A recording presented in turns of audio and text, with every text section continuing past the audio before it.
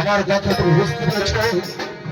বুঝতে পেরেছি, কিন্তু আমি বিশেষভাবে অনুরোধ করে বলছি সদাগর মশাই, আপনার ওই লোহার বাক্সের ঘরে চাবি করা দিবে। আমি সাংবাদ বের করে নিয়ে আপনাকে আবার আমি চাবি দিয়ে যাবো। বুঝতে পেরেছি, বুঝতে পেরেছি। আমার বাসন চাবি আমি তোমার হাতে তুলে দেবো। তবে আমি একটা শর্ত, আমার পৃথিবীতে আসবার পরে আমি কোনোদিন এতটুকু ক্ষতি কারো করিনি।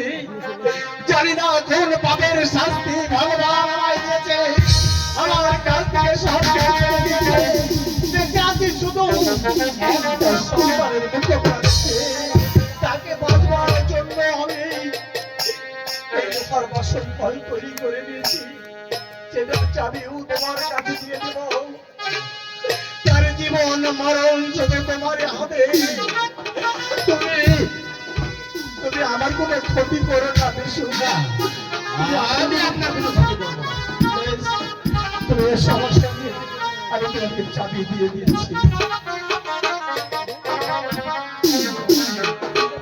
বাসার ভাই একটু আমার সাথে দেখা করেন। বাসার ভাই একটু দেখা করেন আমার সাথে। ভাই ভগবান, আমি তো মা পদ্মা দেবী কথা দিয়েছি, আমি ওই বাসার ঘরে কালনাথ যাওয়ার রাস্তা রেখে দেবো।